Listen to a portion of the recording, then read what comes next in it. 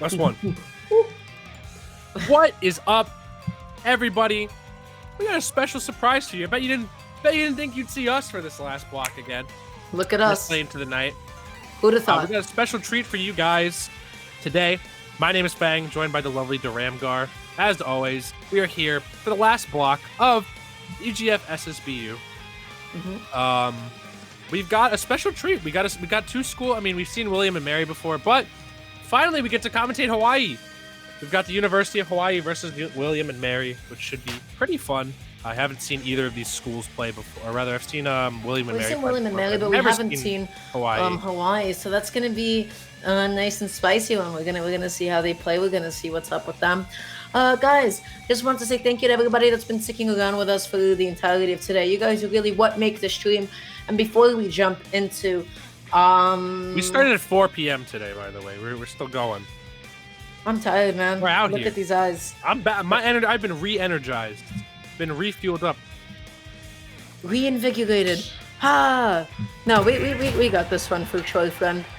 But yeah, game number 1 is going to be happening right now. We should be seeing AA Battery up against Dizzy. I remember Dizzy. I remember only their name and nothing else about them. So I'm curious to see who they're gonna go and who they're gonna play and stuff. But yeah, let's see what we got here. We've got Wolf versus Cloud. Okay, this is a matchup we're more used to seeing on the Wi-Fi landscape right now. So Disney versus AA Battery. What a tag! Also, what an in-game tag as well.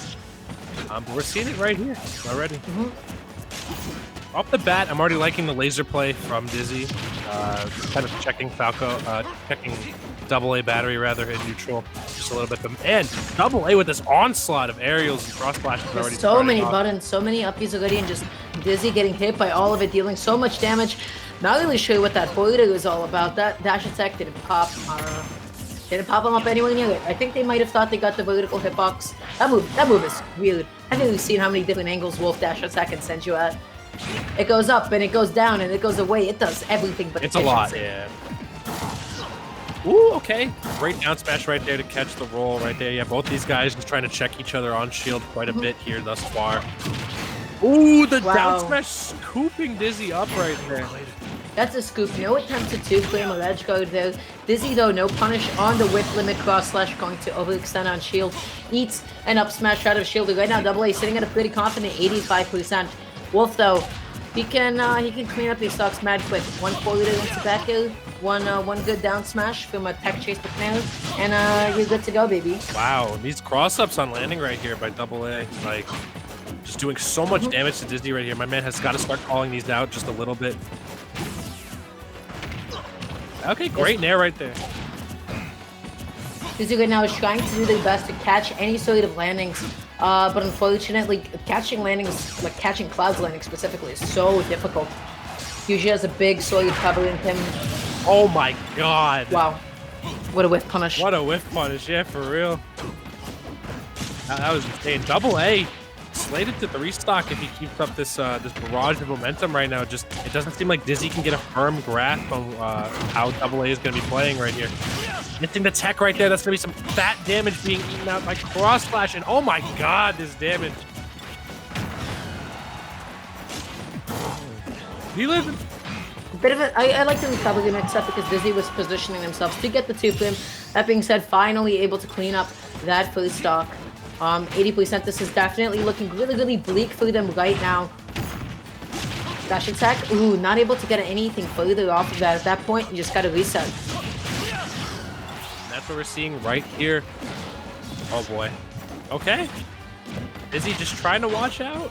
This is so tense. One more, and the limit is online once again. So we're gonna see how Cloud's gonna break it. Whipping the cross slash, you're actually getting stuffed out by Disney. But a powerful dash attack gonna be taking this game 1 for AA. Wow. Cloud is schmoving. I know that through everything. I don't speak or understand Japanese, but outside of a few key phrases I've heard, but I know that all of like Cloud's win quotes are like super disrespectful. Like he's just talking trash to you the entire time. Like saying stuff like "you don't compare to me." or other stuff like that. Like Marth will be like, "I'm glad I survived. I had to win for my people." Cloud is like, "You suck. Get good." Get good. So, good first game right there for Double A. Going to be kicking off for Hawaii very, very nicely. Dizzy coming alive a little bit towards the end there, but definitely got his noggin knocked in quite a bit to start off with. Yeah, without a doubt. There were definitely opportunities where Dizzy could have capitalized a little bit more. They were really landing on Double A's shield unsafely at times, eating so much damage with that up B out of shield. Laser could have been their best friend, I think. The way they were using Laser in the beginning was fantastic. I would have liked to see more of it. Let's check it out.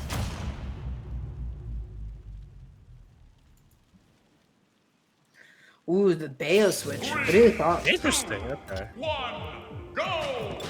So Dizzy going Bayo. It's weird because like you don't really see Bayo players play like characters that are like, I don't know. I'm just saying you don't really see Bayo players play male characters often. So and also you don't see a lot of Wolf players have a counterpick Bayo on the flip side. So this is very interesting. However, I don't think the what's going on, friend? I think they picked wrong stage or something. This matchup might be a little bit more favorable because Bayo does force pretty much every character to play her game to some extent. You have to really respect her special a lot of the time, but Cloud also has a good distro, like his giant sword. I don't know how that's gonna work out, but we'll see. Bayo can definitely carry Cloud off stage, hit him a whole bunch, deal a whole bunch of damage, and suddenly he has to find a way to land against Bayo. Yeah. And they're covering too. Recovering against Bayo is kind of tough because this is one of those characters that Bayo can kind of just run off stage and hold up guns. I don't see how Bayo initiates here. Yeah, that's gonna be the hard part. Yeah, that was just a wrong stage pick. Okay. So they're gonna get right back into it. Kind of curious, what do you think the Bayo main's trying to counterpick? Because if it wasn't Battlefield, like what is it going to be, Town? Because that is the strength of a surprise counterpick, right? They're not banning your best stages. So let's see if the Bayonetta gets to pick whatever she wants. Whatever she wants.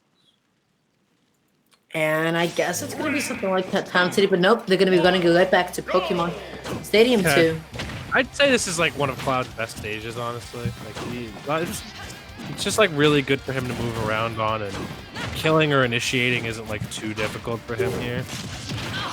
To initiate, I think you hit the nail on the head. I think it's going to be the hardest part for Dizzy here, but all it takes is one good up B out of shield for Dizzy. They just have to be careful because approaching against Cloud is kind of a hard feat given how just fake he is. His frame data is pretty generous too, so he won't be experiencing a lot of end lag on those very, very big aerials. Gotta be careful when you're approaching my man's Cloud. Definitely, and you can't be using heel slide like that. That is so dangerous. That move is so punishable. Double A could have probably gone something even bigger from that. Wow, that win box is definitely really wonky. Woo! The chase from Dizzy right there.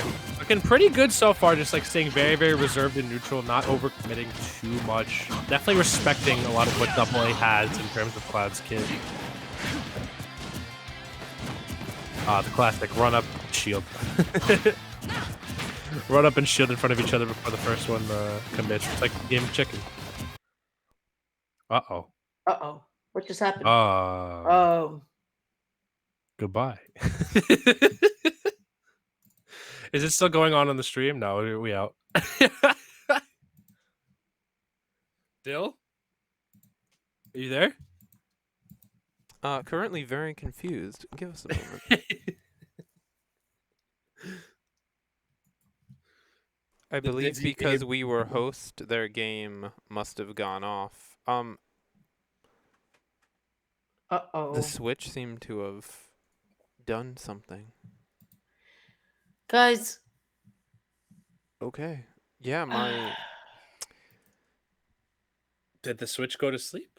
It just died. Yeah, it's working. Oh, yeah, there we go. Oh, boy. Okay. So I think we're probably going to see a restart on that game, too.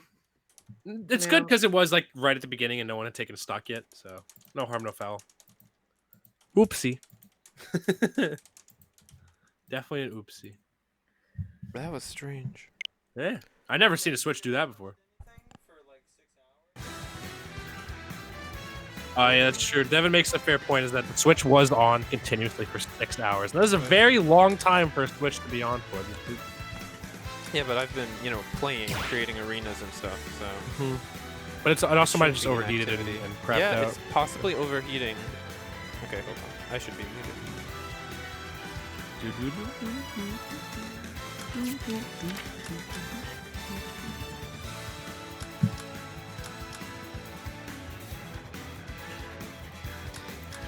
I guess it just be like that sometimes. I don't really know what else to say. I've definitely done like an 8-hour stream of Smash once though.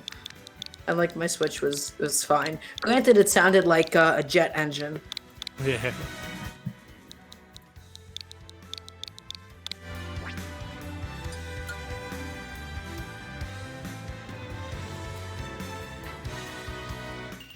We're just waiting. Let's see what happens. Yeah. Luckily, it was at the beginning of the game. Thank God.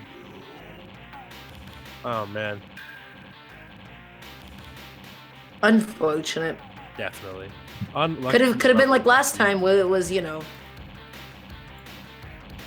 like it could have been like last stock, 90% off stage, both of them. Oh yeah, that could have been bad. That could have been bad. Imagine if they were all, like, one of them was off stage and then the other person was about to get a game-winning hit that would have really swung the momentum for their school. Thank God that didn't happen today.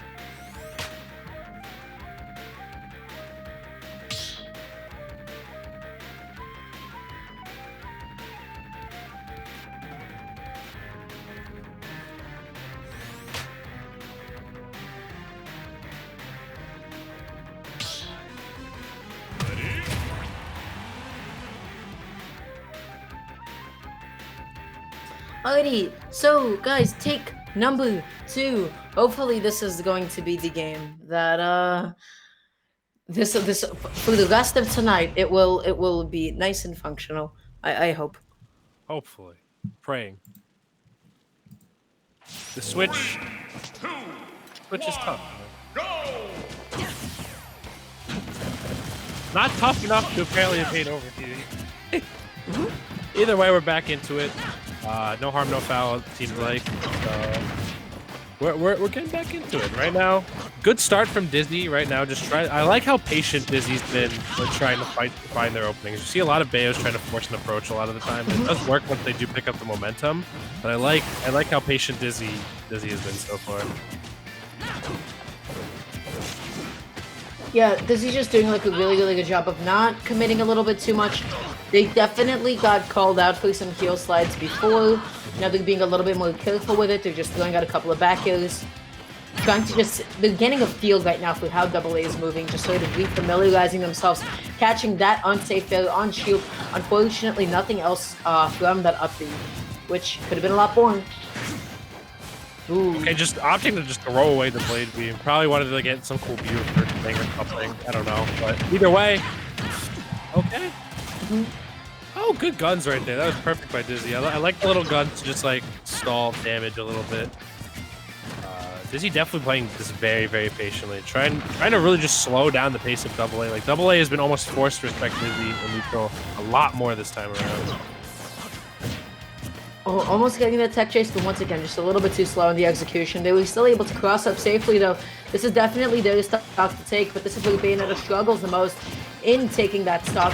Once again, setting up the tech chase, not able to get much else off of it. But that back air finally able to kill it. Ooh, had that gone on any longer, and AA would have definitely been the one favored to take it first. Oh man, though, this is Dizzy's chance now to build up some of the momentum. I love the hold of neutral there, right there, just to keep the hitbox out and running. Looking so much better now, this stock. Finding really a lot of momentum. And that's really scary when Bayo starts picking momentum, because this character has a good amount of damage output as well. It can be kind of frustrating to deal with at times. Woo! Hit him with the Tiger Woods PGA golf swing, though. Taking out that stock. beautifully spaced landing forward. Sometimes, you know, even if you parry it, that move is still gonna be safe enough, especially with that at that distance away. No punish. Good weight right there. Okay. All right, now we're seeing AA though starting to get started just a little bit. Just crazy how defensively Dizzy has been playing this entire time. Just like hasn't really been giving AA too many openings to get in. That was a beautiful wait from AA. They saw it, they reacted to it, they were able to get a bit of a punish off on it, and great catch on that ABK back onto the stage. That's the biggest thing you really got to worry about. Like, if your opponent doesn't know how to deal with the ABK, you know, fantastic. You can use that as many times as you'd like from ledge. But as soon as you get too comfortable using that, you can get called out hard. You got an up smash that lets you low profile in the beginning. You got a nice big old projectile like that. You are going to explode. I smell a finishing touch. I know. I know AA wants it. My man's waiting for it. Yep. That's the only one they want. They don't want any other buttons. Okay. Weird exchange right there. This is kind of where Bayo starts to struggle a little bit. The percent where she can't really get a reliable throw off a kill just yet, but her combos pretty much stopped working. Like, this could be a stressful percent for her because she needs to net some sort of back air or edge guard in some capacity. So it's up to AA now to make the most of the opportunities he's been given. And he's been making the most of it indeed. Like, he's been chipping away at Dizzy, like not, you know, he slowed his gameplay down quite a bit to accommodate for Dizzy's character change. Able to get that back here, not able to finish it off quite yet. How are they going to be able to treat the ledge? Look at the way they're positioning themselves. They're doing it in such a way that they're just really letting Dizzy know, hey, I am ready for your ABK, and I will be able to punish it whenever. Just feels out the quickest button, unsure of what they could get out in time, so just goes right through the jab. Okay. Try to be very careful now. How does Dizzy get the stop? What do you do? Back air. That's a solution. This is tough though for Disney. Like, they have to really make something happen here, whether it be an edge guard, but gonna be caught by the Xeno winner, as I call it. That's a Xeno winner. That's how Ralphie won his first Xeno. Back in Smash 4, he did back air F tilt, and it worked. Back air F tilt being an incredibly good mix-up, because a lot of people will think, okay, he back aired, I can start moving out of shield now, but nope, F tilt immediately. Nothing you can do about that. You just gotta hold that. So good stuff though to AA. The adaptation really good. Like, didn't let Dizzy get away with anything really. That game just stayed really, really patient, didn't overswing, waited for his opportunity to get in a lot of the time. And that's gonna be really, really good for Hawaii coming into the beginning of this crew battle. That was only the first set, Dara. That was only the first set. Yeah, we got four more exciting ones to come. Absolutely. So we'll see.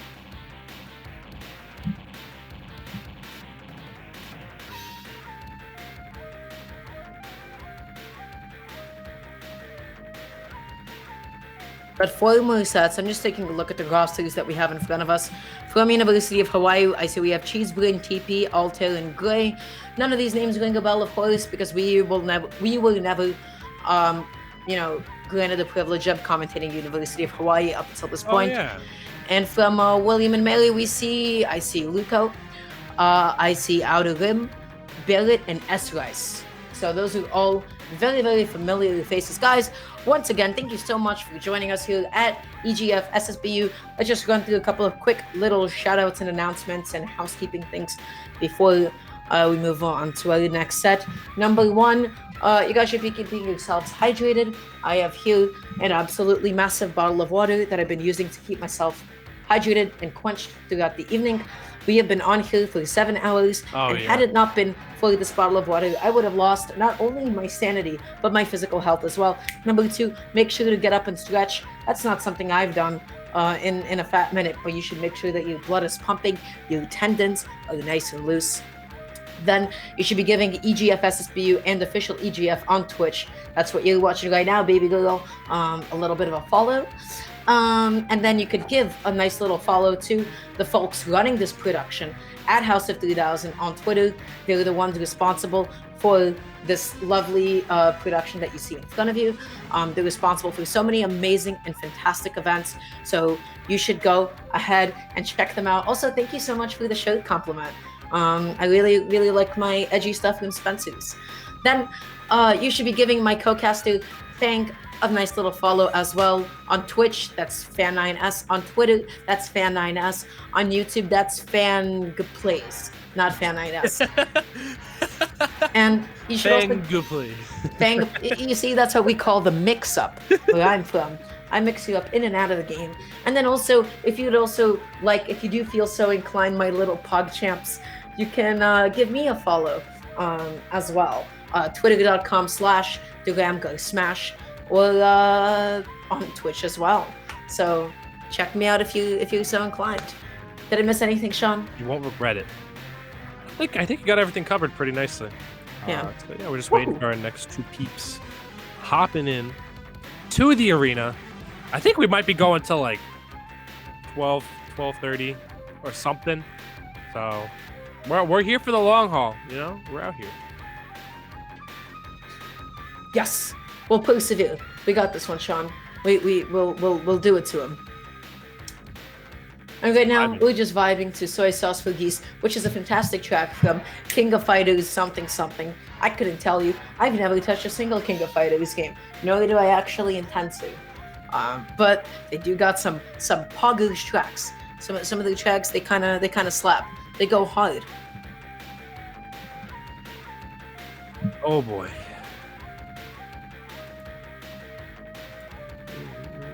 Oh yeah. I just saw on Twitter there's a clip of Adamith. I love how he, instead of posting cool combos he does, he posts combos of him getting 0 to death or comboed. He said, here's a clip of me getting 0 to death, and it's just Chunky Kong just destroying him.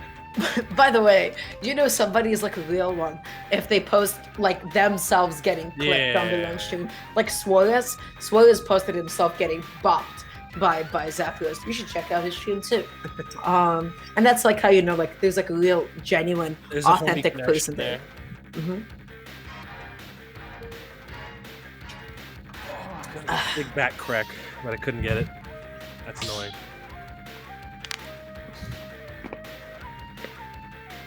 Like that. Nice little crack. I'm not sure if that was audible on stream. I heard it. You heard it? That was a good crack. Is a pretty good one, let me tell you. Also, guys, make sure to keep up with your medication. I almost forgot to take my pills for today, and you should be doing the same. Take your meds. Take your meds. Take your medication. And with that being said, I do hear the sound of people jumping into the arena. But now in front of us, what do we have happening? We have... Oh boy, who do we have? We have Cheesebrain playing Ryu, I assume, and Baron playing Piranha Plant. Okay.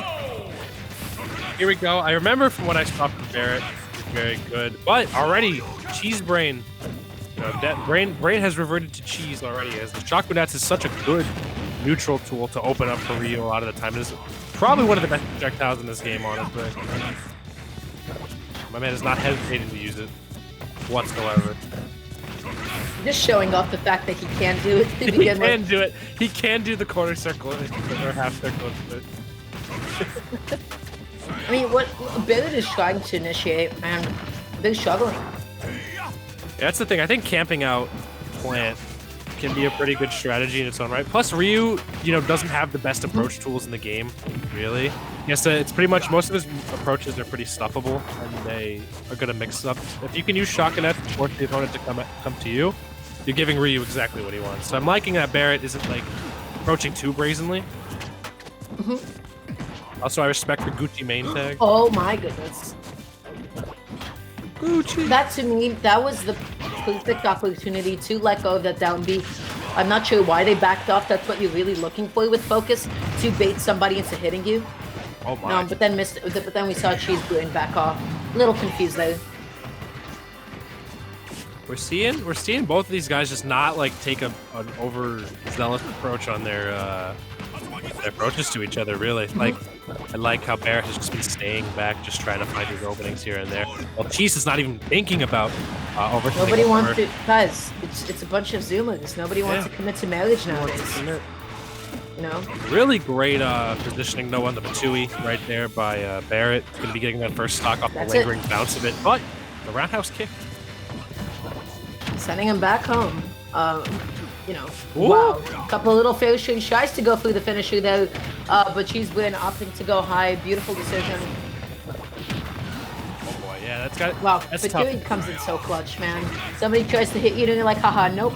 Funny spiky ball go brrr, and it saves you from any situation.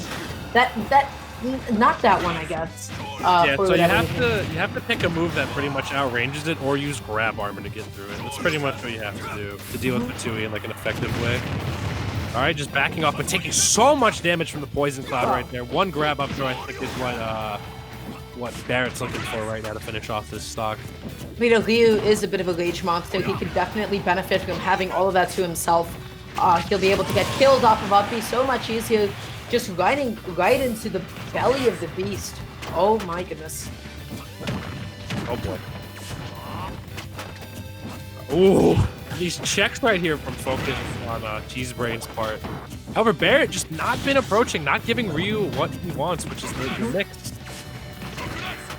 The Shakunets is coming out. Not going to do anything, though. My Menace seem to have found a way to completely mitigate them, the approach of these Shakunets.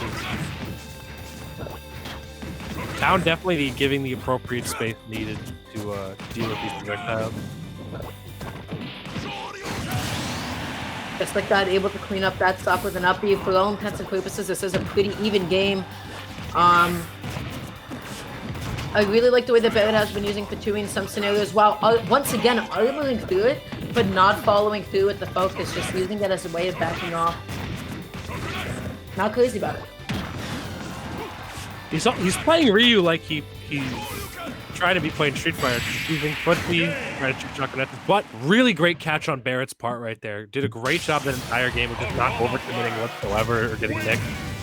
Really patient play out of Barrett. It definitely worked really, really well. It just didn't look like Cheesebrain was just able to get a safe approach. Every time he tried jumping in, Fatui was just blocking his way, and got called out right there for that jump from ledge air dodge. It really looked like Cheesebrain was struggling to jump in a lot, not able to initiate there. There's so many uncomfortable scraps, you know what I mean? Oh yeah. Like I looked at that, I was like, ugh, you know. It just that's not something I've seen in a minute.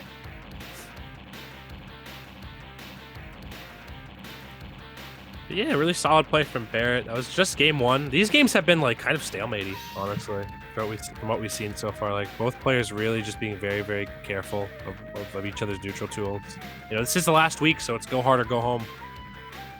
So we're seeing what's going on here. But Barrett just doing a really good job of just holding it down, just not overextending. That was a great bait. I really like that little bit of a fake out, like the double jump in. Oh boy. Yeah, I actually loved that right there, where he like almost gets, that snipe on him. Because I don't think he can wait at ledge there either, because I think the cloud does hit the low ledge. Wow, just and low profile under the charge. Yeah, he got a haircut. Just a little bit off the He could have top. afforded to hang from ledge there, I feel like. It's when he just rushed the get up too quickly and then boop. Got chomped He on. probably just felt too pressured from the poison. Yeah, just from everything, like almost dying, and like being forced to air dodge, jumping through the poison. Like as you can that'll see, definitely like, build some tension for sure. Like that? Well, what move is that? That's Piranha Plant's down B? That's down B, yeah. Like clearly gets some mileage, like right here. Yeah. Just straight out in neutral. I think it's a charge move, so the longer you charge it, the farther and stronger, Yeah. Just a little chompy right there, though. All right, switching to Terry. Definitely a good pick in this climate, I'd say. Just Ryu, I don't think is a bad character. I just think there are characters that do what he does better, like Ken and Terry. So you should pick. You shouldn't pick a different character. But I digress. So Cheesebrain going to be opting to switch to the Terry, matching. We got a bit of a luck of the Irish going on right now. We got a lot of green around her. Power Wave just being way more reliable, I think, in terms of how to give Terry the opening, because it literally forces you to either jump over it or shield it on the ground, as opposed to Hadouken, which shoots a little differently. And A little bit of a lag thingy there, but no worries. Still just able to quickly shake that off. Fights their way off of the ledge. Right now, how is Cheesebrain going to initiate? They're just struggling to deal with Fatui. Yeah. I don't blame him. Patui's like the main thing you have to get through when you are fighting this product. It has so many uses as a projectile and a safeguard for Piranha Plant as well. Fatui is more of a character than Piranha Planet sometimes. Like, Yeah. The projectile is ridiculous. Yeah. It does everything. It's a good coverall. You can hold space in the air. It's a great anti-air. The projectile can catch ledge get up sometimes. It's just such a good coverall. Who tries to go for some drag down there, shenanigans, not able to find anything though, just immediately buffers the Patui out of it. Okay, not managing to get the full connection there of the jab. Force to the low recovery with that jump in and jump out. Really, really smart choice. Just a little bit too early on pulling the trigger there. Yeah, Wow. Cheesebrain just trying to find their Did way you see in. that? Yeah, that was crazy. It was just sitting on the ground. Catch landings in more ways than one. And the little bounce still displays a pretty active hitbox on it as well. So you really have to be, you have to respect that move. Go is online though. So one good read like that one right there on Cheesebrain's part will get him the lead. And now Barrett has to do something quickly to finish off this stock right here because the links that Terry can get with Go are terrifying. They're terrifying. The only thing that was more terrifying than that pun, Sean, I don't even have a follow-up with that. That genuinely just took me out of my train of thought. Cheesebrain, though, gonna be missing that tech. A little bit of a little bit of a jab block. Looking kind of saucy with it. Look how much damage Garrett is just putting on. Barrett, excuse me. Oh boy, a little bit of lag spikes here and there, but I think the distance from William and Mary to Hawaii are probably pretty far. All right, really good usage of Patui right here from Barrett. Like, just using it to cover so many things for Plant. Like, my man has definitely studied the move for a while and knows how to use it. Oh my god, that was so much damage. And it just keeps on climbing.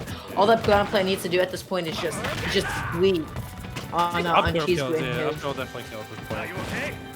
I'm telling you, he's a thick lad. But yeah, Porter at the edge of the stage, more than enough to kill. 85%. Piranha Plant is still going to be sticking around for quite a long time. All of that shield damage, so clutch. Cheesebrain can though tidy up this stock real quick before he bleeds anymore. We're going to be looking a little bit better. The true power dunk input, not going to kill just yet. Ooh, good poke. Yeah, down tilt being exceptionally good at checking at you at ledge. A lot of the time, if you decide to neutral get up or do something else. Plus, you can catch with auto turnaround as well. Burn Knuckle. Gonna take that stock off right there. Now we're at even Stevens on this last stock right here.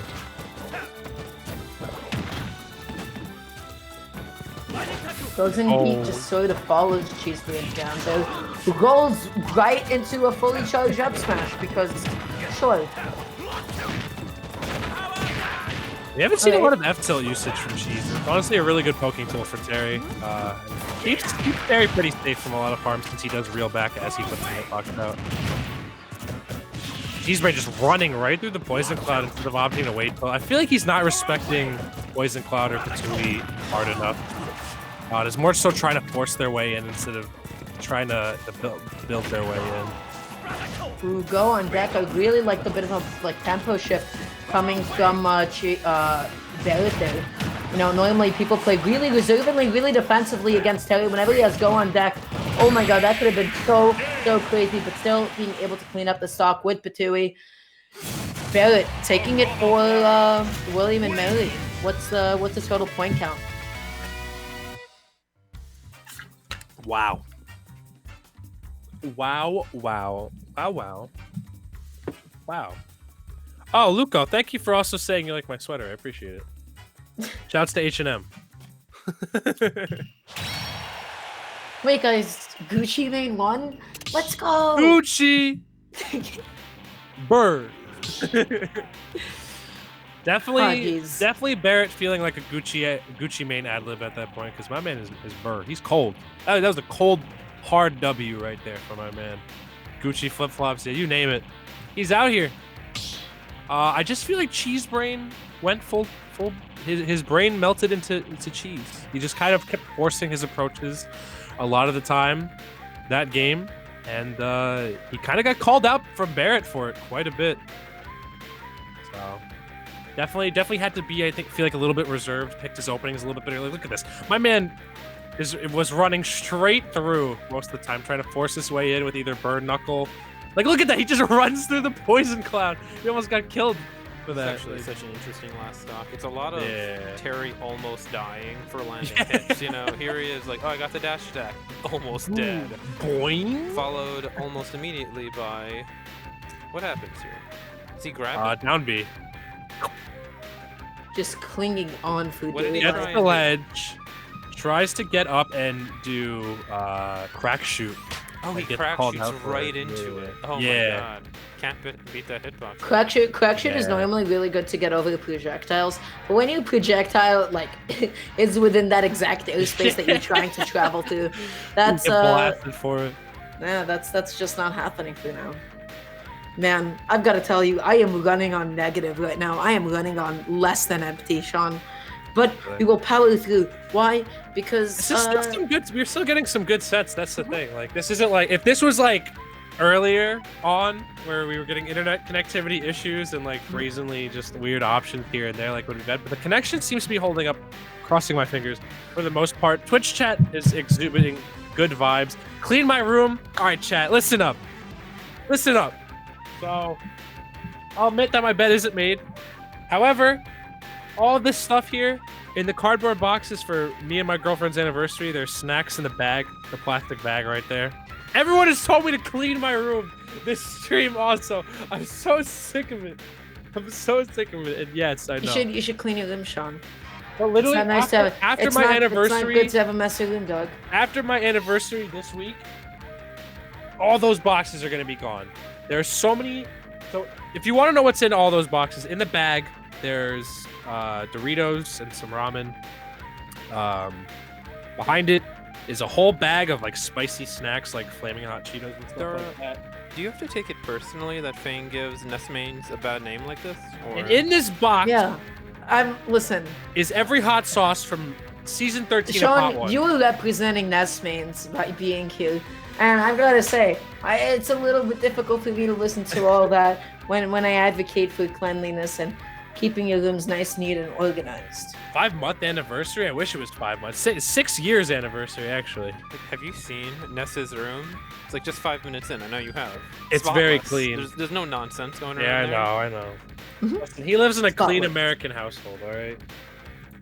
His dad's always working, his mom's always at home, and it looks like there's no BS in the household. Commentate Overwatch for us. Yeah. You want to know when's the last time I played Overwatch? I played Overwatch with all the stuns. You know, Brigitte with the bra and the maid doing all that. Yeah, that was the Oh my most God, fun guys. time. It's Rob versus Pokemon Trainer. I feel so at Oh. home. It's Rob in Pokemon trading. Well, look at that. Dill, would you like to hop on and talk about this game? Maybe. Maybe. Sure. Okay. I might say more than usual.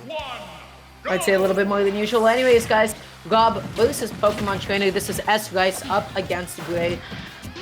I do want to note that I feel like Rob beats Pokemon Trainer because Pokemon Trainer, if he struggles to kill anyone, he kind of can have a hard time. So, you know, if you're trying to kill people, you gotta go to Ivysaur, you gotta go to Charizard.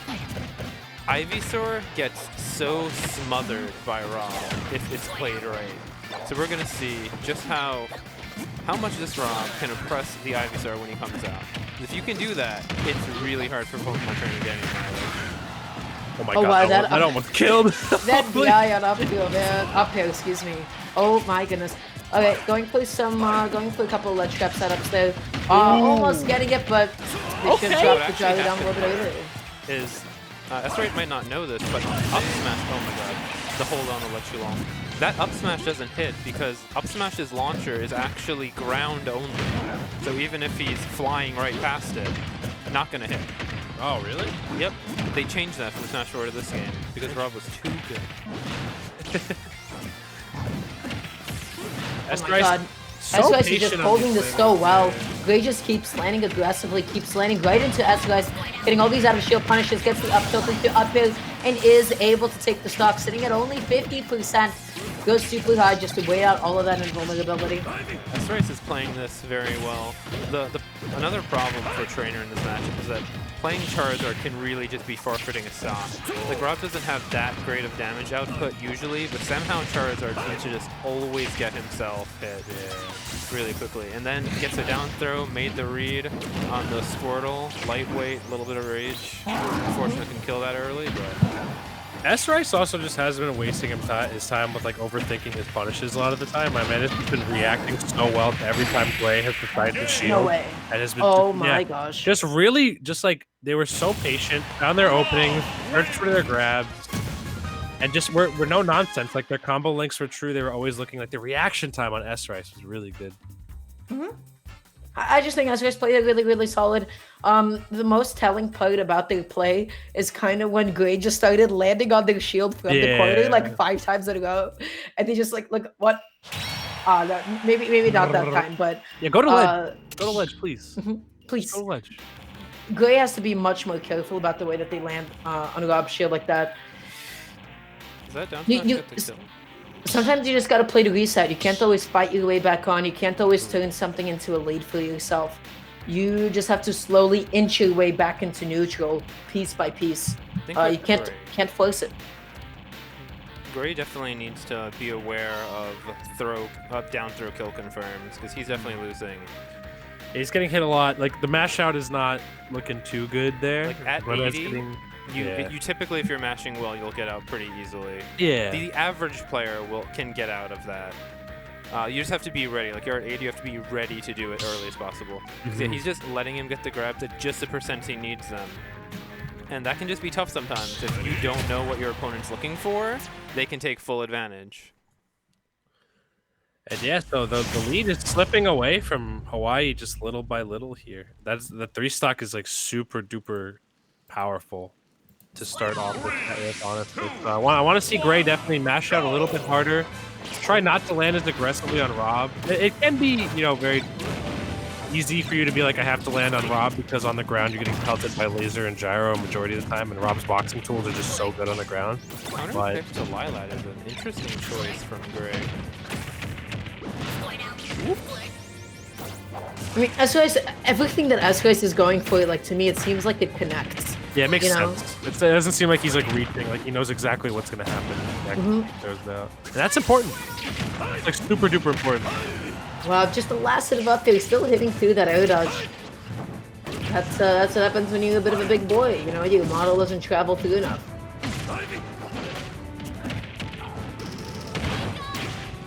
Ooh, this time though, Gray with the mash on deck, able to get past it. S-Rice tries to intercept the recovery. Really good razor leaf, just able to knock back the gyro. And a nice little flank at ledge with the up B. Good way just to sort of reset. So something that's actually funny about Rob down throw into up smash. This time Gray struggled out quickly enough. But Squirtle is one of the few characters in the game you actually can't land it by default. You have to do a turnaround up smash, otherwise it'll whiff on Squirtle. Fall out of it? Yeah, there are 2 hits to it, right? There's the weak hit and the strong hit? No, you need to land the launcher, but some of the very small characters are just between both the launch boxes and can't get picked up. Because he's a little tiny baby. Little tiny baby boy. In case you didn't know, I think Ness is also one of those little tiny babies. He is also one of those little tiny baby boys, that's true. But just, again, like, S-Rice's angles on these lasers are so on point. They're able to connect it every single step of the way. But Gray, this time, finally able to take a stock off for himself.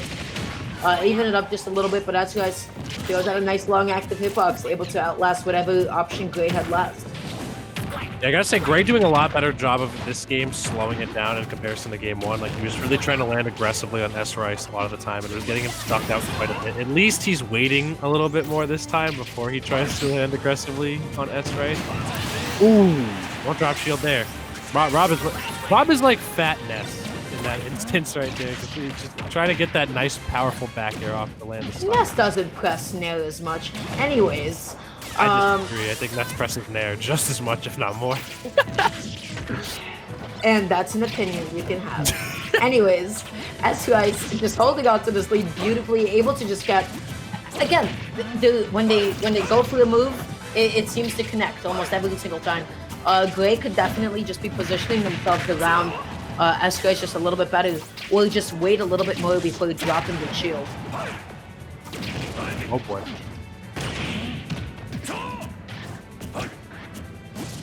Oh man, okay. Just trying to play around. I love that Esrice just doesn't seem to be overcommitting like too much on a lot of like the only times he's been overcommitting is pretty much these like rolls in and out, which could get him punished a little bit, but he's just been holding fast in place, not trying to give him space. From Esrice is he just did probably the worst Nair on block he's done the entire game. Oh yeah. But he did it because Ivysaur is there. So I think he actually has the tether matchup experience to say, hey, I can do really reckless Nairs versus people who don't have proper out of shield coverage. That was so smart. Oh my gosh. So when people like tend to like just barely get back onto the stage after like a really precarious scenario, they more often than not tend to buffer the ledge option. And so Escalate was just like, okay, well, I'm gonna go immediately cover goal. I feel like when people just barely get back on, it's either the neutral getup that comes out or a goal, like 95% of the time. I'd say, and more often than not, you could cover both. For me, I tell people typically it's like always roll. Neutral getup might be, what is it, in Smash Ultimate you can now buffer that option, but I feel like anyone, especially who has old habits from older Smash games, it's just roll all the way.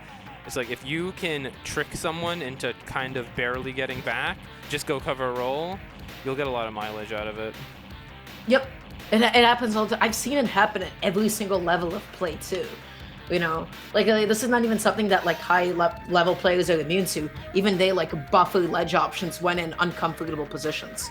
Not to give away my habits, but I had to very specifically tell myself to not roll there. That's what you gotta do. Sometimes you gotta preach it till you practice it. But right there, we are seeing William Mary secure themselves back into the lead by an extra 3 points right there. So this is actually looking to be the last legs for University of Hawaii if they can't get something started off this next set. No, there's no way. Yeah. There's still 2 people ahead of them. That's true, but we're at the last 2 sets of the night, Dara. Heavy game point right here, and William Mary just won the last 2 sets to Hawaii's 1. So Hawaii needs to get themselves back on the board. Was actually a little bit it's actually incorrect. William Mary actually is having a pretty significant lead right now. Ooh.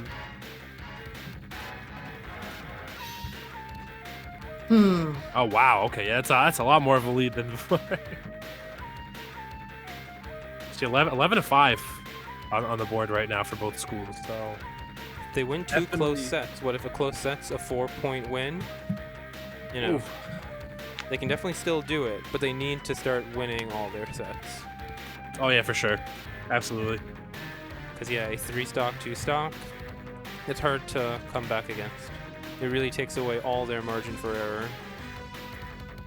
That's the thing, they have to win 2 sets. Even going game 3s could end up just making sure that they can't catch up to William and Mary.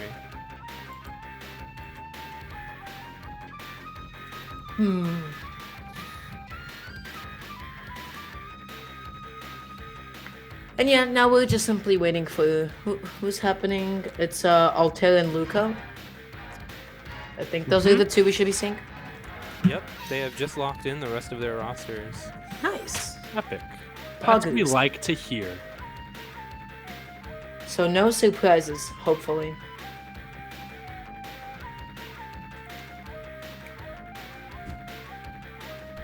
Chat, how are you guys doing?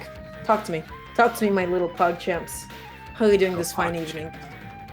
Yes, Sean. I refer to them as my little pug champs.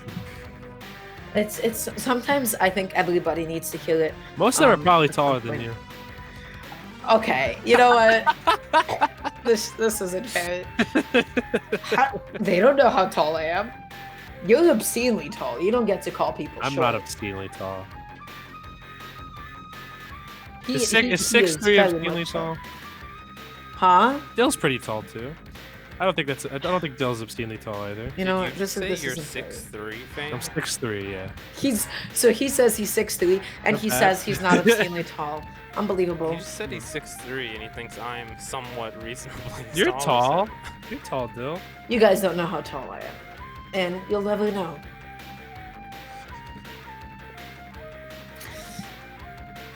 It's not fair, man. I just wanted to be 6'5". I wanted to be I wanted to look at everybody.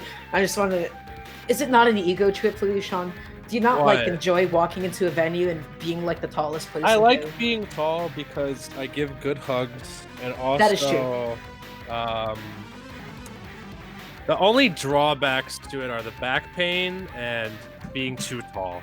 For instance, I live in the basement of my house and the ceiling's pretty low, so if I walk standing up straight in certain parts of my basement, I have bashed my head on the ceiling. Do you have to and duck banged down it. to go I through do have to doorways? duck down a little bit, yeah. There's some doorways, yeah.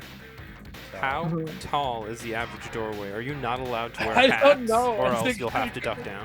Strictly Most doorways forbidden. I'm able to make my way through, but I always keep my head down just in case, because you can't see all the way. Like, I still have a whole forehead and top of my head. You know, you can't really see how tall something is. I got a big ass forehead, Just too, like so- Ness. Just like Ness, exactly. Why are we talking? Oh my god. You know what, guys? We're gonna get some Ness appreciation here. Let's take a look at some of my really cute pins. This is Ness as a cat, which is really fantastic, I think. This is just Ness doing Baku, which is my favorite move, by the way. I love Baku. I think it's so sick. And then what else? I actually don't have any more Ness merchandise to show off. That being said, guys, the next match is coming up. We do hear the lovely sound of them joining the arena. We should be seeing Altair up against Luco. Riveting. Truly. Altair with the King Kegel and Joker from Luco. Wow. What are your thoughts on this matchup, Sean? Oh man, my thoughts on K-Rool Joker. Well, I think this is kind of this can be kind of a wash. Like, if the thing is, it's really up to how much Luco is confident against Altair and how confident he is of getting to Crown, because Crown is pretty much K-Rool's main neutral tool through most of the time. Joker can absolutely combo the hell and also edge guard the hell out of Altair. It seems like Luco is already privy to the fact that K-Rool's up B does poke above ledge, so he can hit free Rebel guard to get that Arsene online, which is really important. Oh, counter edge guard, perhaps? Oh, no. I is looking for it, though. Luco looking very confident already from what I've seen so far, though. Yeah, edge guard and K-Rool, not really too much of a problem for Joker. Yeah, without a doubt. And honestly, I think more people should just sort of hang on to ledge when they have K-Rool off stage and just follow him back to keep resetting until he ends up dying. Because even though you're going to have to do that a whole bunch, it is quite easy to do. That being said, already cleaning up the stock first with an up throw. Wow. At the top Altair looking platform pretty good especially. so far. All right, edge guard situation set up once again. Luco just opting to get that Rebels guard charged up as opposed to potentially trying to go off stage to edge guard K-Rool.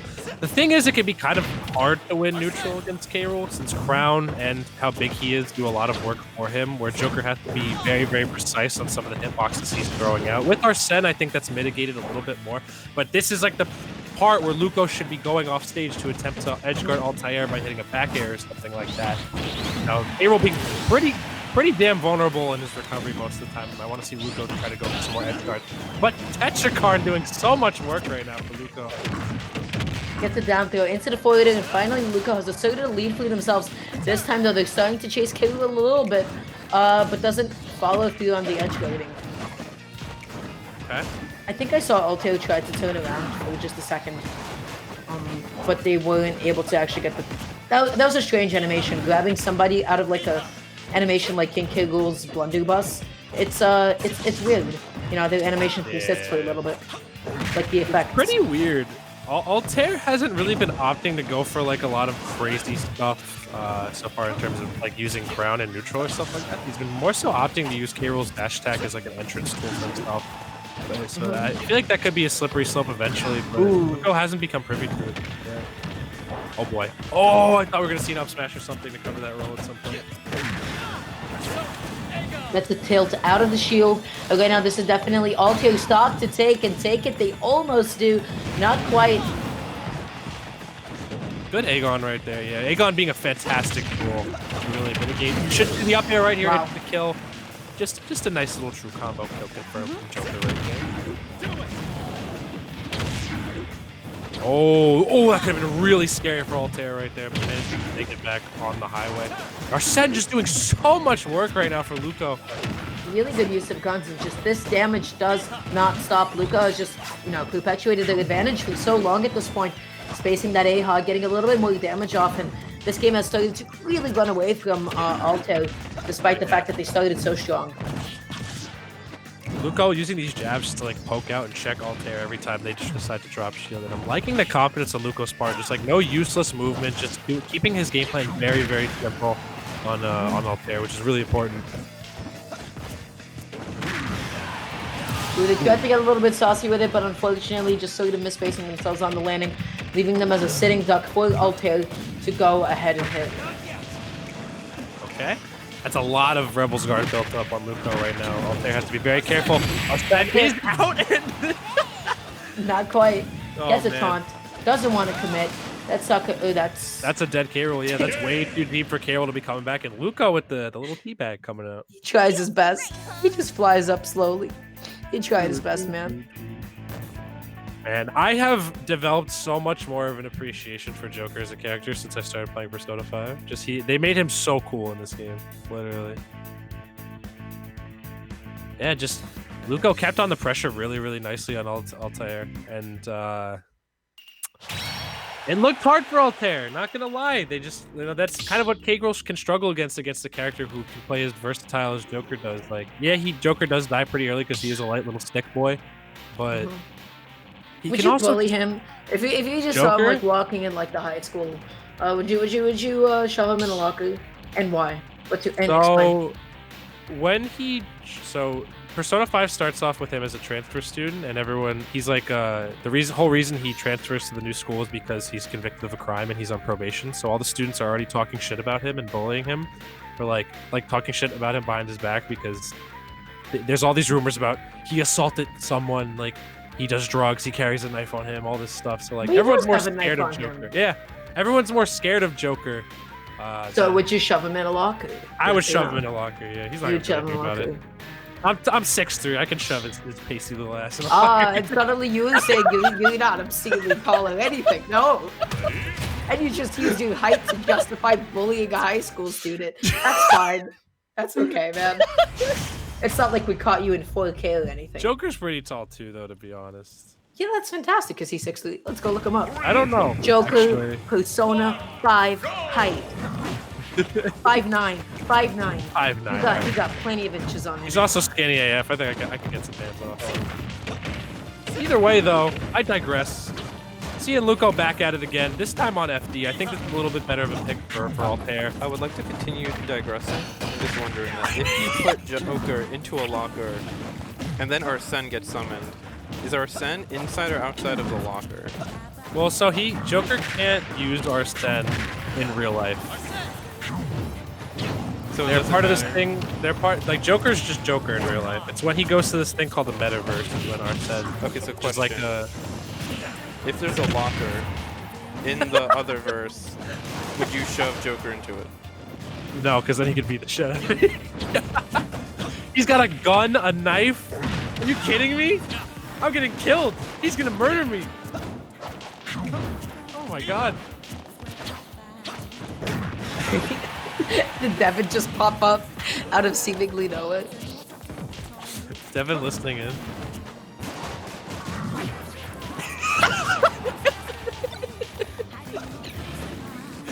Can chat hear you?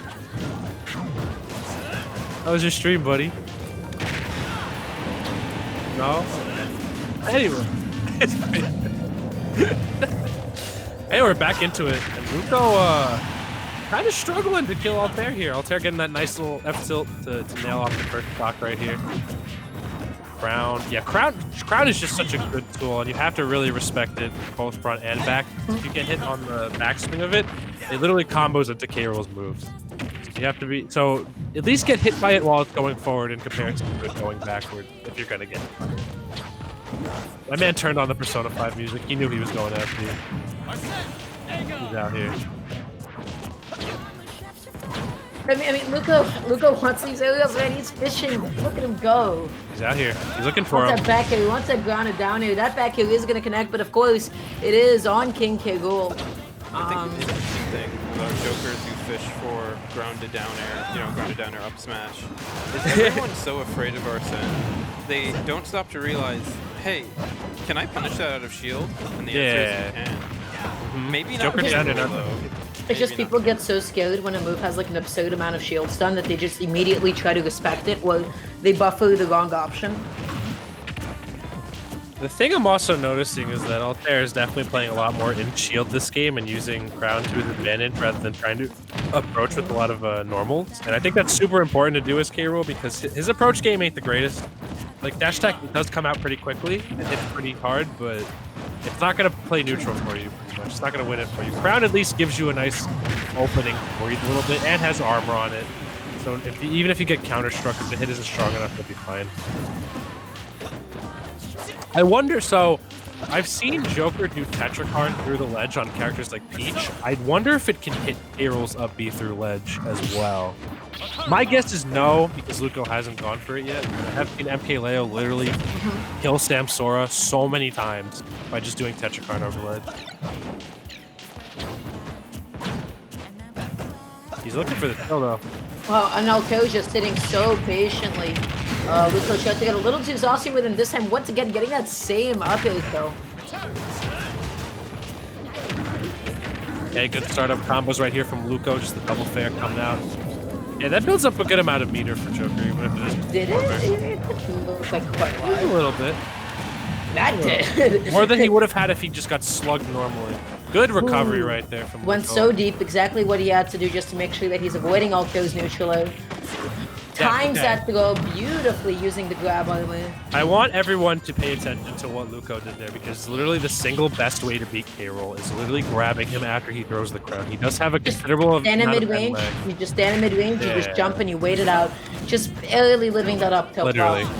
Hop over it and grab K-Rool. Wow. Oh my god, the belly armor. Luco just wanted to fight. Luco wanted to fight his way out. Luco wanted down air into up smash. And Altair wasn't having any of it. Jesus. P5 Joker lore explanation stream fog. Listen, I have to gush about this game to someone. Everyone already hates the fan base. I want them to just hear it from someone who isn't corrupted by the shitty fan base and is just genuinely just a fan of playing the game. Oh boy. What is that instrument called at the beginning of this song? The one with the ding ding ding ding ding. Good question. To which I don't even have an answer at all. Here we go, though.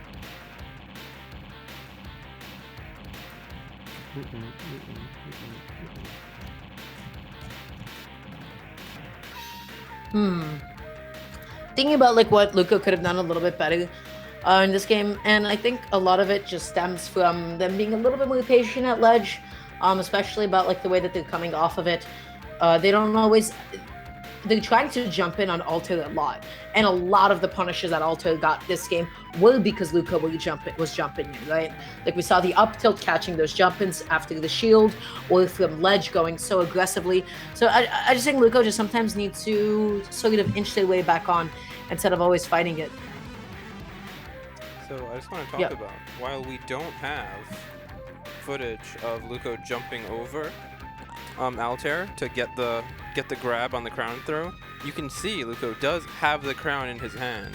This is an extra bonus thing to talk about. If you do jump over the crown and grab him, you now get to pick up the crown and edge guard him with it.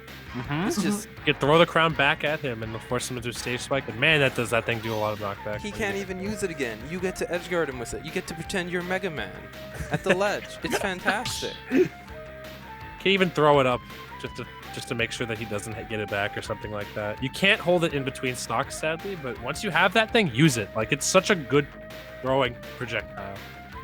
And honestly, really I just good. want to say, if you are ever unconfident on how to use and your opponent's projectile if you have it in your hand, just throw it up.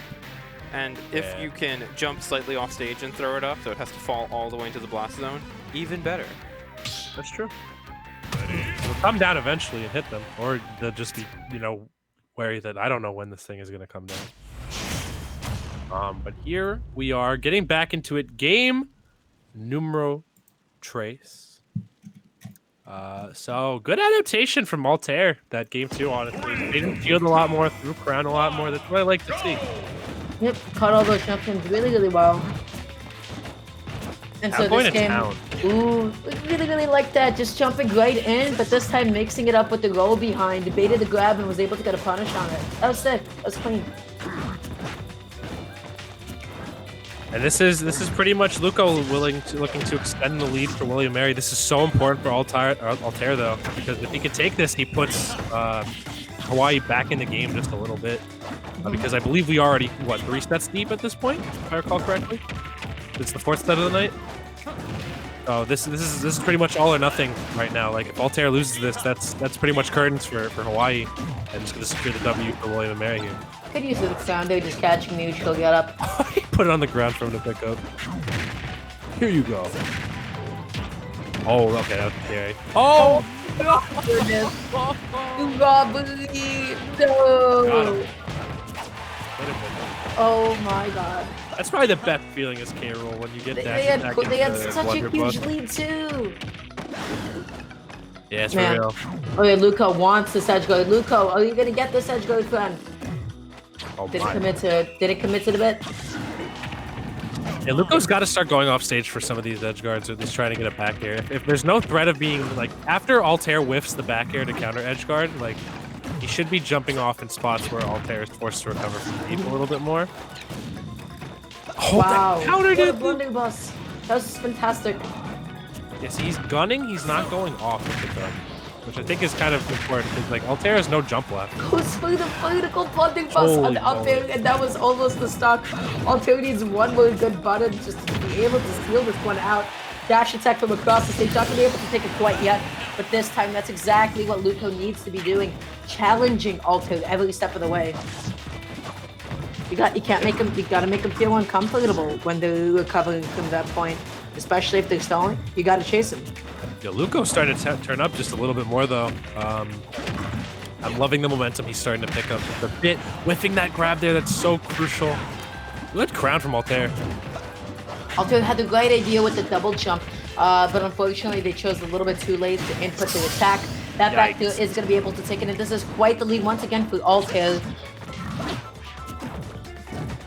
Yeah, Luco really has to make something happen here quickly. Like Joker doesn't tend to kill to the more later percent unless Arsene is on the board. So man has got to be careful here with how he approaches Altair, because if he takes too many hits, he's gonna be seeing an L here for himself. I feel like he should just do Tetra card right there. Like that. Somebody has a hitbox on the way up. Like what? Why? It's such a gimme counter, literally. Uh-oh. Oh man. Oh me, oh my. Arsene's about to go away once again. I like the guns. Altair, though, positioning himself really well vertically underneath the stage. Just under the gun, but still high enough to be able to make it back with a single up B. Controlling the ground so well with crown. Don't hop backwards. Just hop in place. The crown will bypass you. And then kept hopping into the ground. Oh, yeah, and you can't... Also, a thing I found out through playing this matchup in person is that Joker can't do his fair one confirms on K-Roll while he throws crown out. Don't even try going for them. They're not going to work.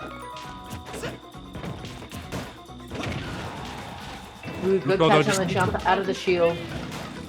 Luco needs to find a way to close out the stock. Otherwise, King K-Roll, man, he can take a stocks at any percent he so pleases. Man, oh man. Okay, just whipping both bears right there. This is so scary for Luco right now. He's trying to find some kill here, getting nicked by that. Or set up once again.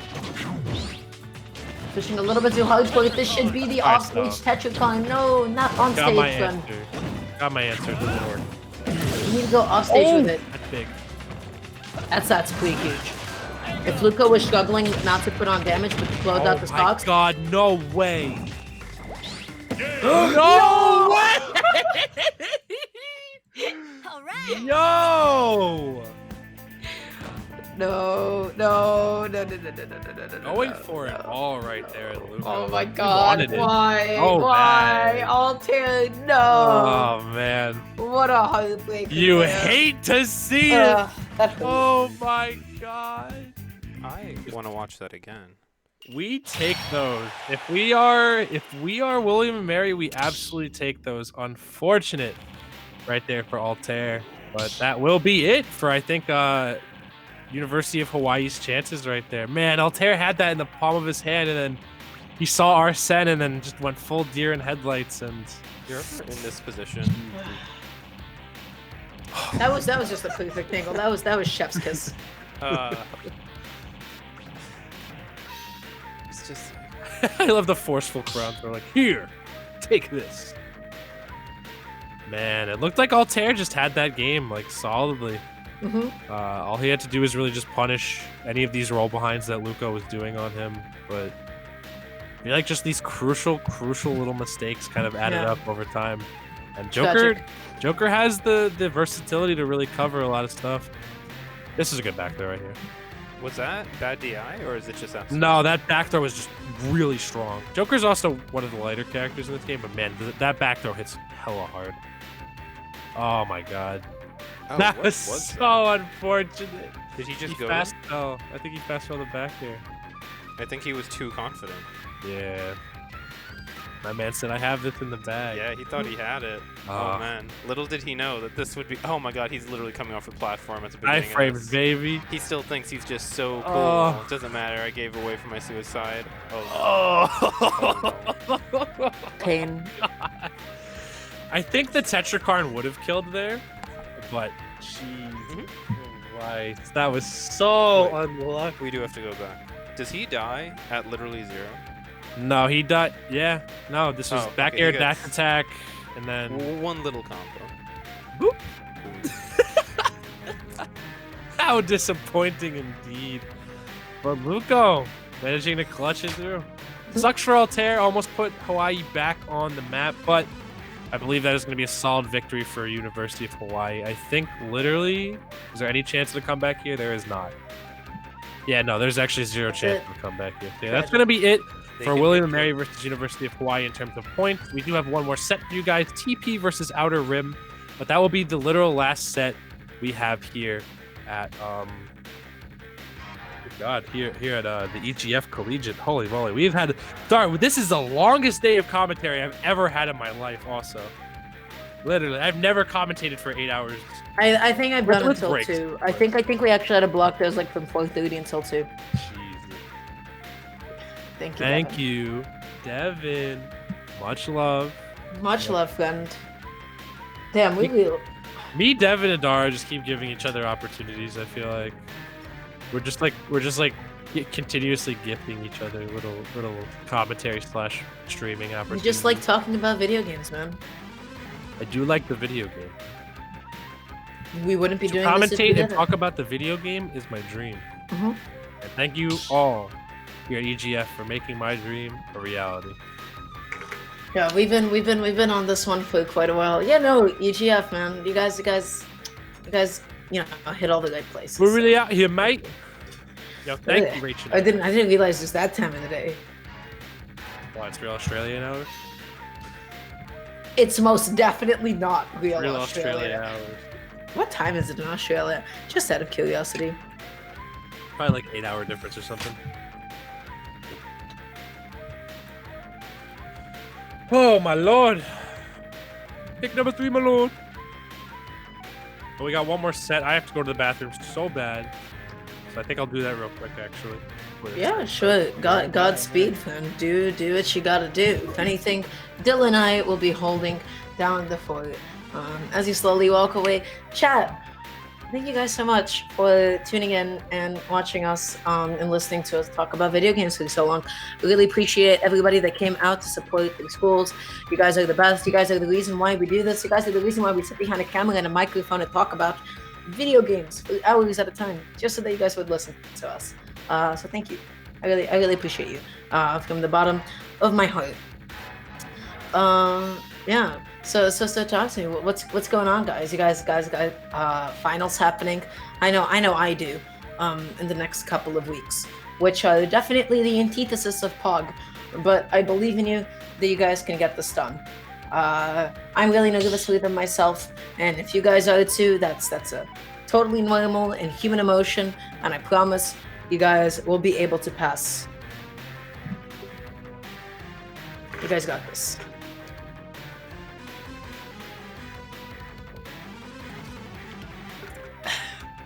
Imagine being in school. Yeah, that's me. I'm streaming this from my college dorm.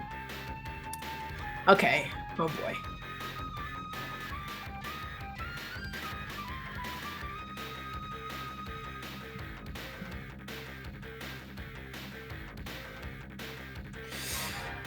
Yeah.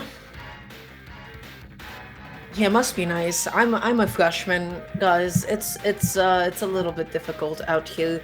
Not the most pog time to start school. I would recommend to any seniors in high school to take a gap year or a gap semester.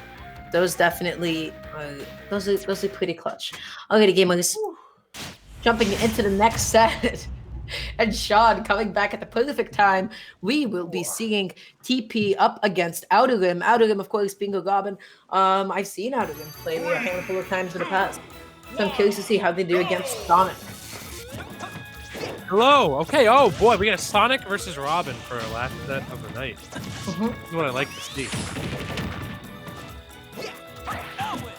So I'm very curious to see how both of these players are going to do. It's kind of a weird matchup. I feel like if Robin whiffs, it can be really, really scary because Robin can just get carried off stage real quick. But if Robin can keep Sonic at bay with just all the projectiles Robin has, like it's gonna look pretty nice for them. And Outer Rim doing pretty good so far, keeping TP at bay so far. Holding the stage down really, really well. Wow, that I can't believe that actually traveled so far. And Sonic just barely being able to get low profile under the arc fire. Outer Rim trying to get a little saucy with it with some bouncing projectiles. Able to heal up a little bit with Nosferatu. They look so confident right now. Ooh, no jump, he did. Yikes. Wow. I love the get off the ledge and you feel like, oh man, I can't believe it's happening. Oh boy. Just barely intercepting it. Robin, so few charges on the Elwin, just barely being able to make that one back. Yeah, it's important to be cognizant of. Like, if you're not aiming to kill Robin, at least aim to, like, neutralize the Elwind as quickly as you can. Just keep hitting. A lot of Robins will opt to go for air just dodges. Keep hitting it off. You don't always have to kill it. What? Did you hear that sound effect persist? Which one? By the way, Chronic's charging sound effect. Oh, it's great. High pitch noise. It's fantastic. It's such a good sound to hear. Doesn't haunt my nightmares at all. Oh boy. Oh my god, the patience from TP right there. The spacing. Impeccable. Immaculate. Exquisite. Ooh, I feel like shielding arc fire in certain instances is bad because literally right there TP wouldn't have gotten hit by that arc fire, but literally got hit because they decided to put up shield. Without a doubt, yeah. Shield can sometimes like make the actual, I don't want to say hitbox, but like all the places that projectile can interact with bigger. Yep. So Outer Rim right now looking for a way to finish up the stock right now, doing what Robin does best, and that's double jump, full hops in place, and then land with forward air. Oh my! Yeah, what a catch! What a good throw right there. All right, though, this is looking mighty scary for TP. Outer Rim just seems to have a good grasp on how to play this matchup, which is keep this guy away from me at all costs. So poke out as much as you can. Use projectiles to push them to jump the majority of the time, and they're doing such a great job of just staying in their head.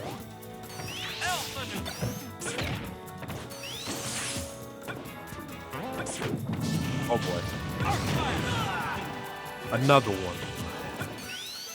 Well, TP just seems to be so stuck in that corner, Outer Rim trying to play 4D chess, just reading into the future with that arc fire, going to the opposite side of the stage, hoping they could catch TP on a cross-up of some sort.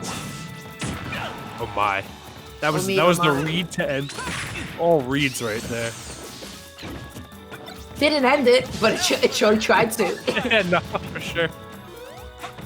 Yeah, TP proving not being able to like get through this onslaught of projectiles but out of almost making almost making Robin look like the harder character to pin down most of the time. You know, oh, what? What? Why? What? That was so unnecessary. I was gonna say the hitbox hits on both sides of Robin.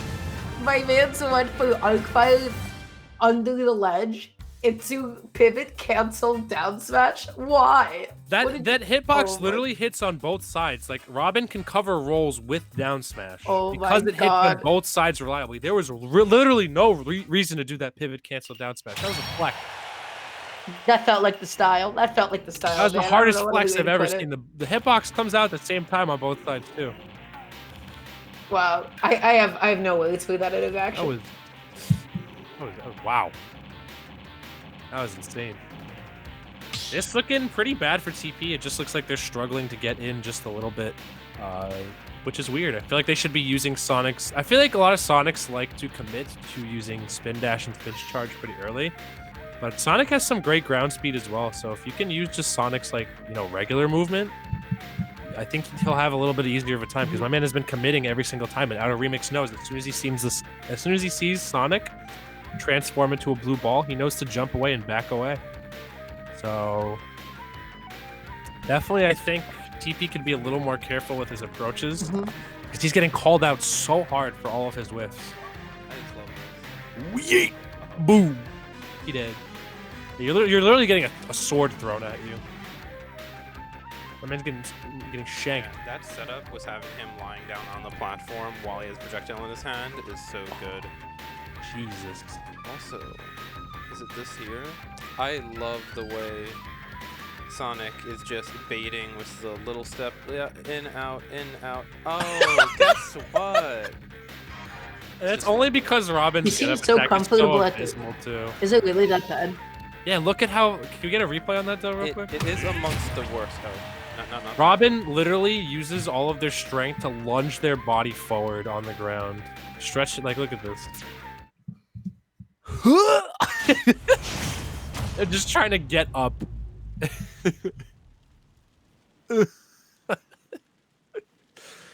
Because if you whiff it, your hurt box is just shifted so far forward. You just get buffed for it. I believe it is surprisingly not that unsafe on block as far as get-up attacks go.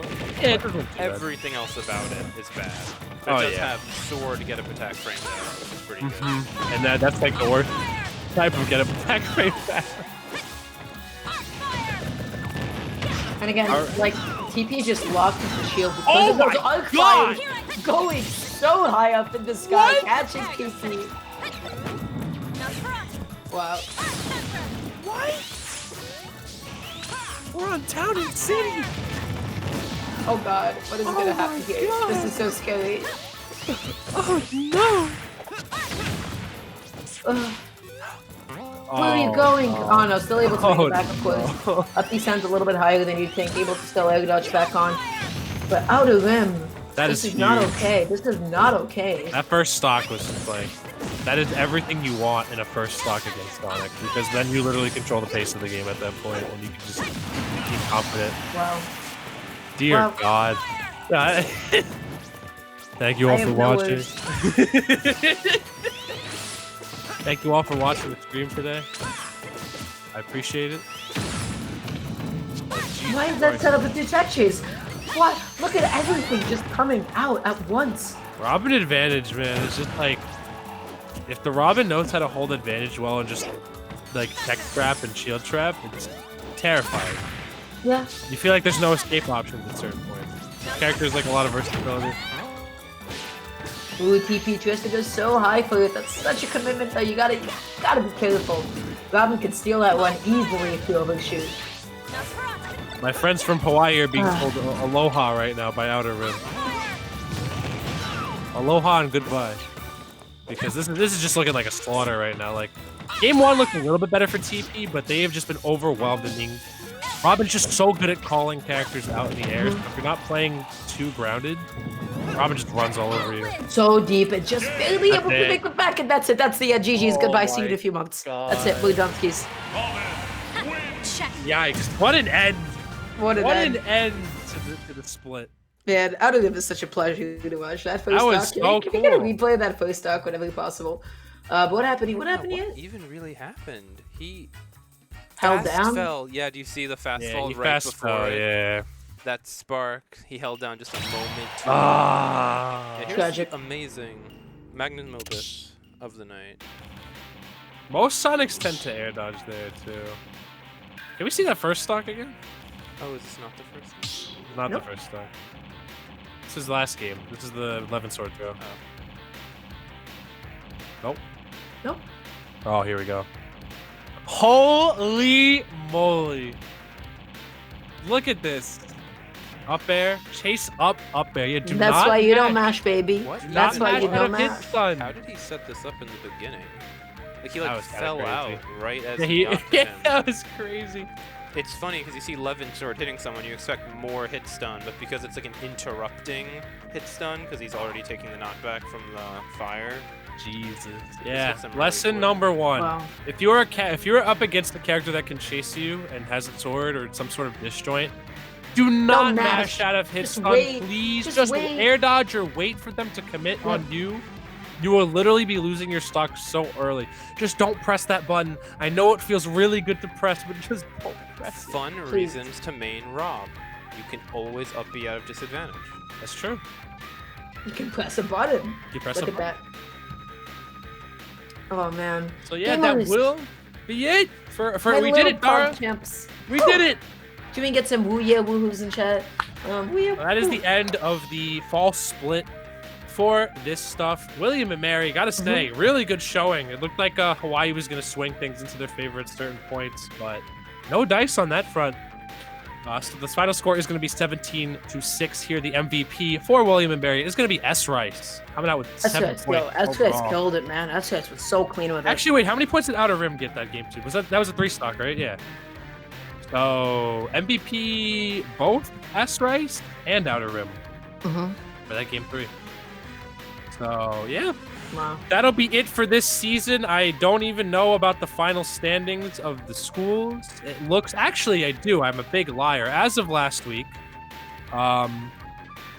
so the rankings of the schools are as follows. We got DePaul University up in first. This is also not, I don't know how tonight affects everything, but the results before tonight were DePaul University in first, followed by Siena College, then St. Peter's in third, Mississippi in fourth, William and Mary in fifth, Colorado in sixth, Marist seventh, Quinnipiac eighth, Canisius ninth, St. John's University 10th, Marquette University 11th, University of Hawaii in 12th place, Niagara University taking 13th place, Wichita State University 14th, Connecticut 15th, Fairfield University 16th, Manhattan College 17th, Rider University 18th, and coming up in the rear is going to be Georgetown University.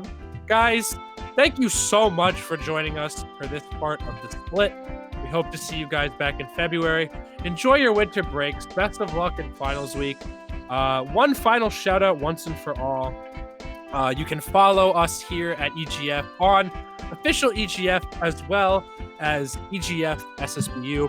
You can follow our technical director at House of 3000 on both Twitter and Twitch. They do a lot of work for the tri-state scene in general, and also are just honestly the best Smash entertainers in the game, I guess. I don't know how else they want to be called, but they're the best in the game for sure. You can follow my lovely co-caster at. What do you mean, I guess? I don't know what you guys want to be called. Take it away. Anyway, follow my lovely co-caster at Duramgar Smash on Twitter and at Duramgaria, twitch.tv/Duramgaria, where she streams some Smash stuff. And also her Twitter is pretty funny too. You can follow me at twitter.com/fan9s. You can also follow me on twitch.tv at twitch.tv/fan9s. I also have a YouTube channel, youtube.com/fankplays. I just uploaded a stream highlights video, but more importantly, I also uploaded a video where I rate Smash merch. So if you like Ludwig, Best Nest, Panda Global, or Smith Space, I rate their merch there, so definitely check that out. Anyway, that's really all I have to say. Thank you so much to everybody for joining us. We will see you in February. Dara, any closing thoughts? for the stream. Thank you guys for sticking around, and I just want to say thank you to EGF for giving us this Thank you, opportunity. EGF. Seriously, for Yeah. real. I You have guys- never had an opportunity like this before in commentating. Thank you so much. Thanks, guys, and we'll see you guys in a couple of months. So hang tight. See you guys back in February.